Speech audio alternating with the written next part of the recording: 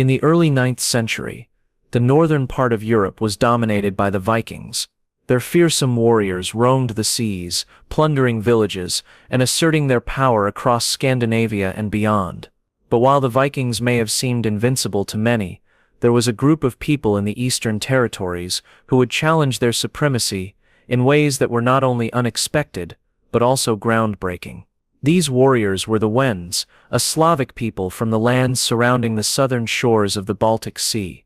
For centuries, the history of the Wends had been shaped by their struggle for survival against the powerful forces to the north. The Slavic tribes that formed the Wendish people were not just ordinary farmers or traders, they were fierce warriors, skilled in battle and unyielding in their defense of their homeland. The Wends' relationship with the Vikings began long before their victory. For years the Vikings had raided the Wendish territories, much as they did the rest of Europe. But what the Vikings didn't anticipate was that the Wends, like the Saxons, Franks, and other groups, were also capable of organized resistance. It wasn't just their coastal villages that were vulnerable, but their culture and identity that were at stake.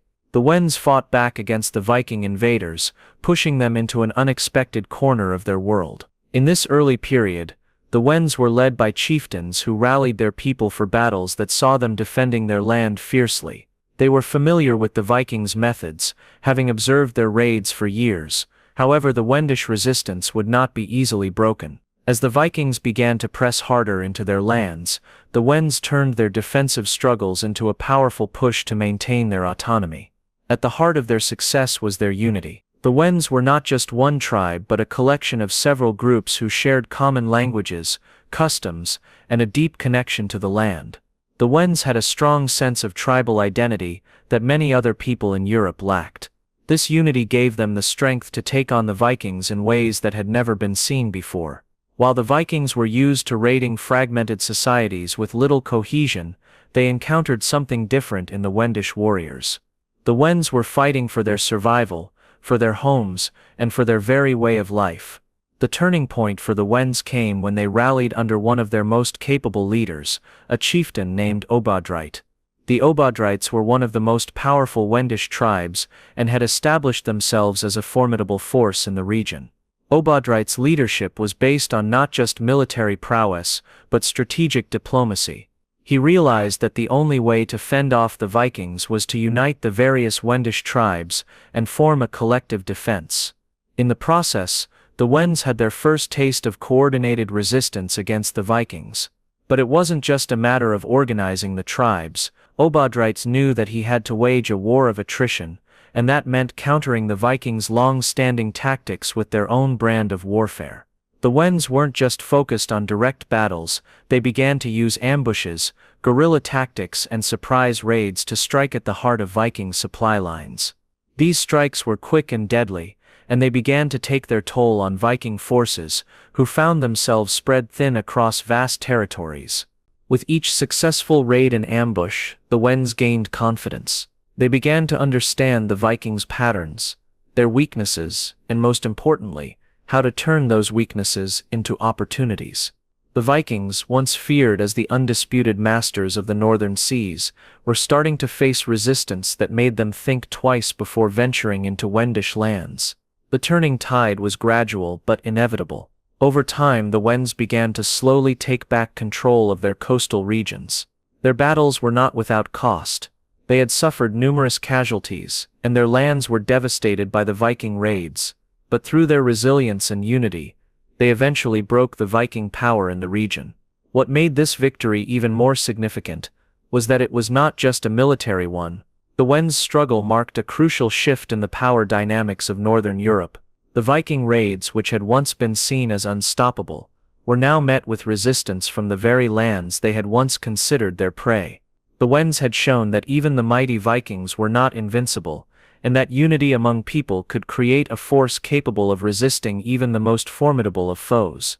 By the end of the 9th century, the Wends had succeeded in their defense and established themselves as one of the dominant forces in the region.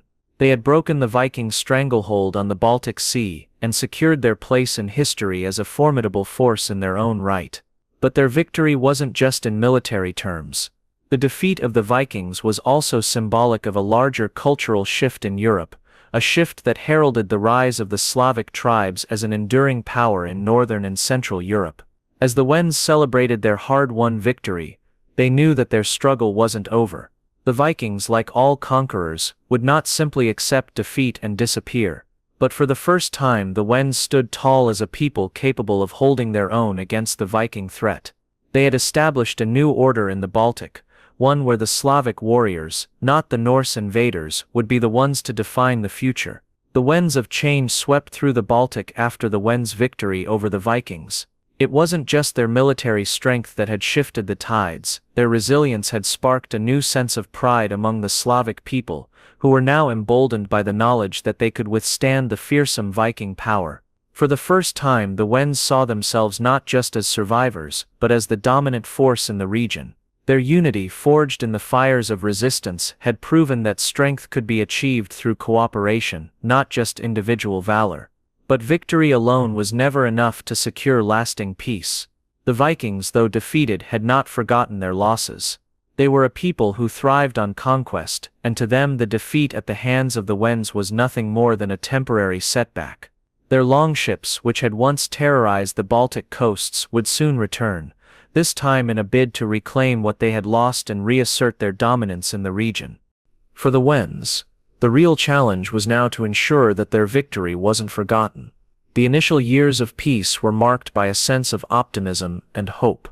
The Wends rebuilt their lands, their villages, and their cities, often drawing from the lessons learned during their struggle.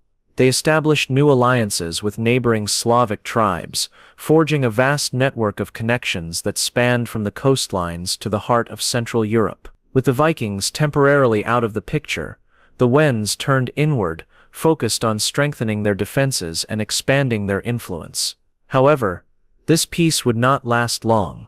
As the years passed, the Vikings slowly began to regroup. They never fully gave up their claim on the Baltic.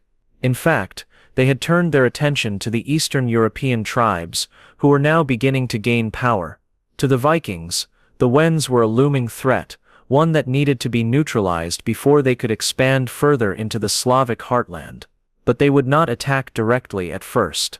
Instead, they would use their old tactic of alliances and manipulation, drawing the Wends into a series of political struggles that would weaken their position. The Wends, for their part, were aware of the shifting tides. They had learned the value of diplomacy, and had been working tirelessly to ensure that their alliances remained intact. The Wendish chieftains, now seasoned by years of war and struggle, were not easily swayed. Yet the Viking influence was insidious, and the power of their alliances could not be easily overlooked. The Wends needed to be vigilant if they were to avoid being drawn into a battle they weren't ready to fight. The next phase of the Wendish struggle began when a group of Viking nobles arrived at the Wendish court, under the guise of seeking peace. They presented themselves as diplomats, promising cooperation and trade. To the Wends, this seemed like a golden opportunity. After all, the Vikings had been their sworn enemies for decades. A chance to negotiate peace with them was a rare one. But there was an undercurrent of tension between the two sides. The Wends, though eager to end hostilities, were wary of the Vikings' true intentions. It didn't take long for the Wends to realize that the Vikings had no intention of honoring a true peace. Instead, they were working on a more insidious plan, a plan to divide the Wendish tribes and weaken their unity from within. By offering different factions favorable terms, the Vikings sowed discord among the Wends. Some tribes, eager for more wealth and power, began to side with the Vikings, while others feared that such a deal would lead to their eventual destruction at the hands of their former allies. The Wends found themselves caught in a web of political intrigue. Old alliances were tested, and rivalries that had lain dormant for years began to resurface. The Vikings' diplomatic machinations were working. The Wendish leaders, divided and unsure of who to trust, were beginning to fracture under the pressure. The sense of unity, that had once been the Wends' greatest strength, now seemed to be their greatest weakness. Yet, in the midst of this turmoil, a new leader emerged from the shadows, a warrior chieftain who had earned the respect of both his people and their allies. His name was Vitimir, and he was the son of one of the most revered Wendish chieftains. Vitimir had been born into a world of conflict and strife, but he had grown up with a deep understanding of the necessity of unity. He knew that the Wends had come so far because they had fought together, and now they would need to do so again. Vitimir, unlike his predecessors, did not view the Vikings as a threat that could be defeated by force alone. He knew that the key to defeating them lay in breaking their influence over the Wendish tribes. His strategy was simple yet effective. He would travel from one tribe to another, offering them new alliances based on shared interests and promises of protection. Vitimir spoke to the Wends as a united people, reminding them of their victories, of what they had accomplished when they stood together. He told them that they were not just fighting for land, but for the very survival of their culture and their way of life. As Vitimir's influence spread, so too did the sense of unity among the Wends. They began to rally behind him, setting aside their differences to face the common enemy. The Viking diplomats, realizing that their plan was unraveling, attempted to make one final push for control. But by now, the Wends had become a formidable force once more. Under Vitimir's leadership, they had rekindled the fire of their past victories. The tension between the Wends and the Vikings reached a boiling point, and war was once again on the horizon. But this time, the Wends were not merely defending their land, they were fighting for their very identity. The stage was set for a battle that would not just determine the fate of the Baltic Sea, but would change the course of history for both the Vikings and the Slavic peoples forever. The war that would shape the future of the Baltic began in the harsh winter of 810. The Wends, under the leadership of Vitimir, had united their tribes once again. No longer divided by the promises and false alliances of the Vikings, they were ready for the fight. For years, the Vikings had underestimated the Wendish people, seeing them as scattered tribes easily manipulated and conquered. But Vitimir's leadership had forged something new, something that the Vikings would soon come to regret. The first skirmishes were quick and brutal. The Vikings, renowned for their naval prowess, expected to strike from the seas, launching swift raids along the Wendish coast. But the Wends were prepared. They had learned from their previous encounters, strengthening their defenses along the coastline. The once invincible Viking longships, which had struck terror in the hearts of many, now faced an enemy that knew how to fight back.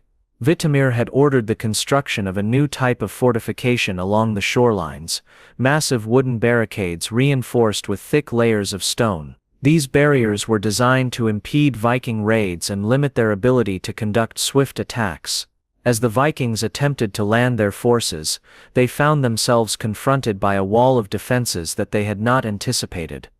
The Wends fought fiercely, using guerrilla tactics to harry the Viking forces as they tried to regroup after their failed beach assaults.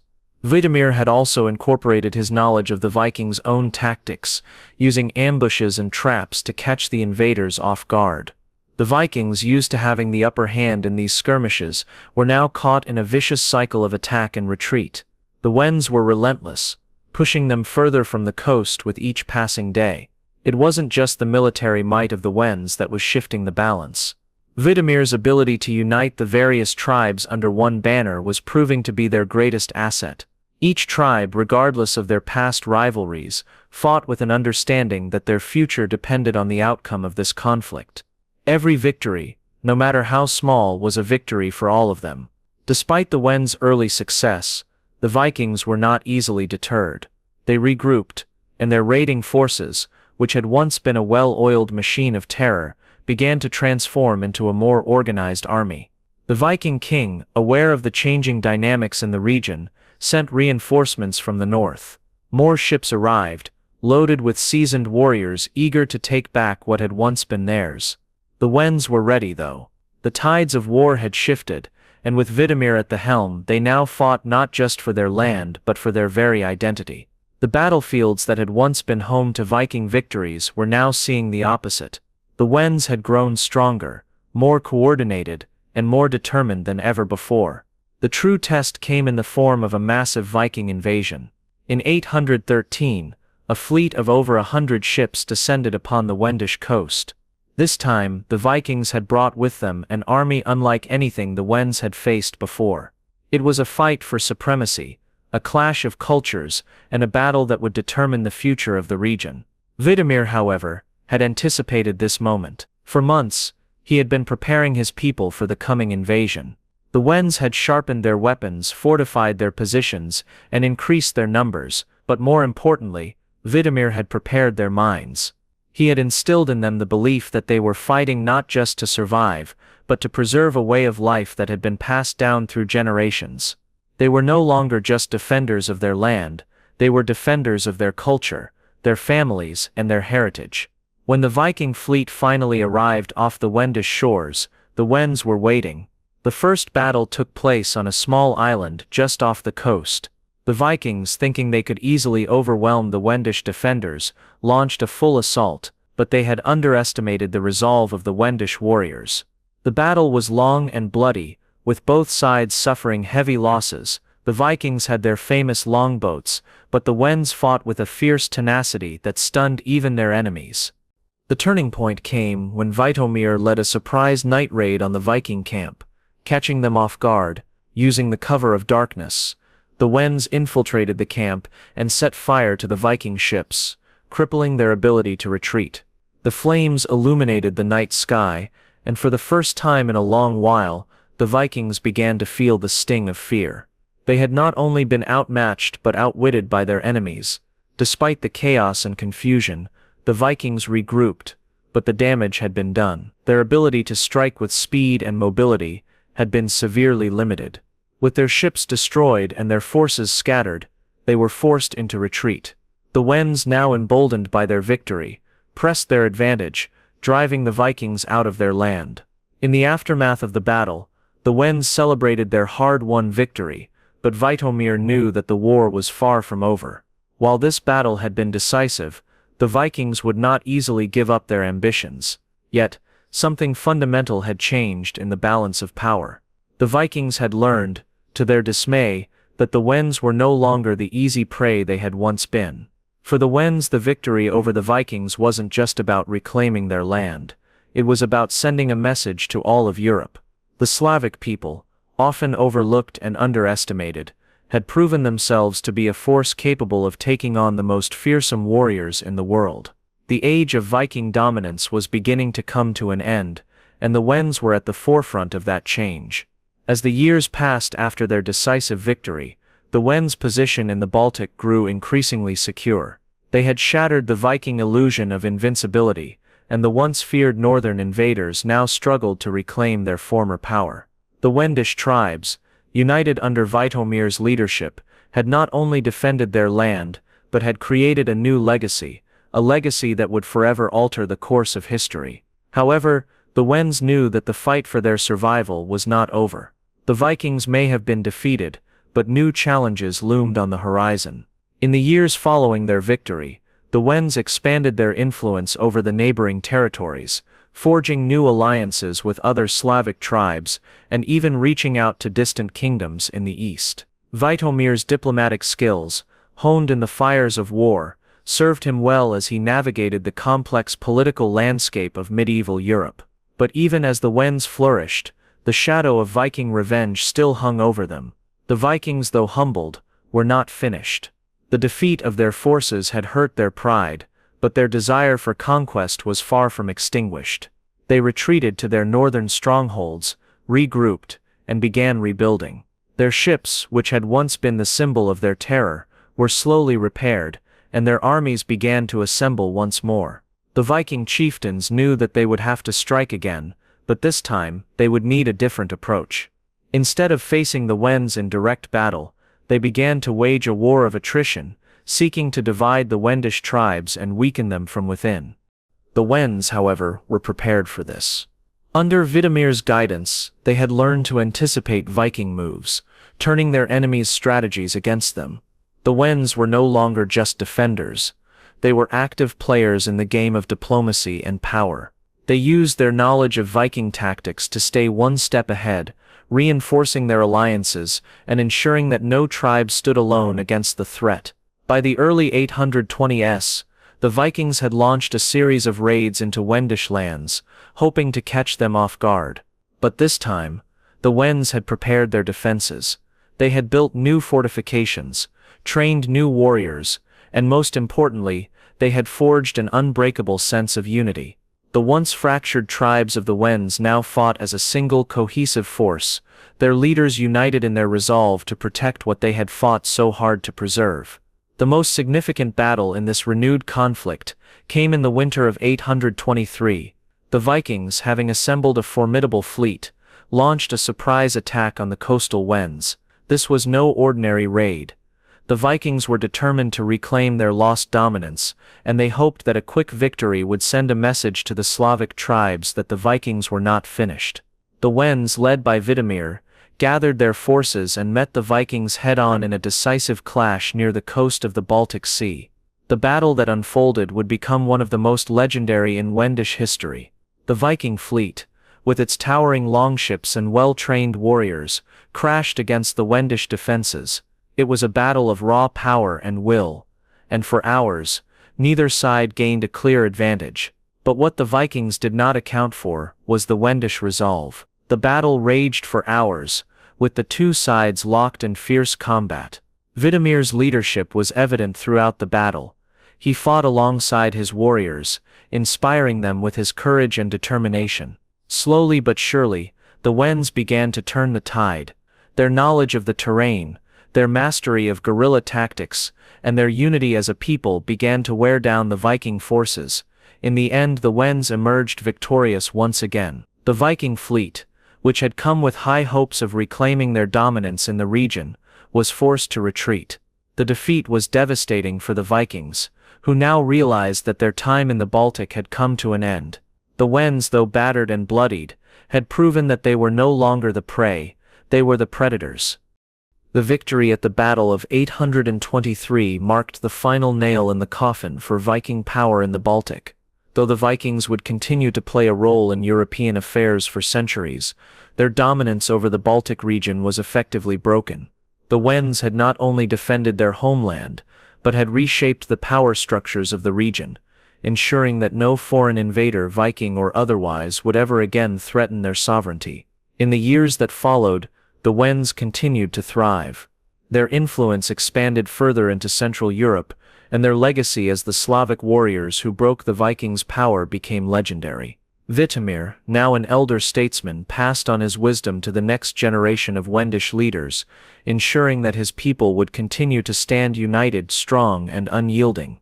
The story of the Wends and their victory over the Vikings is a testament to the power of unity, resilience, and leadership.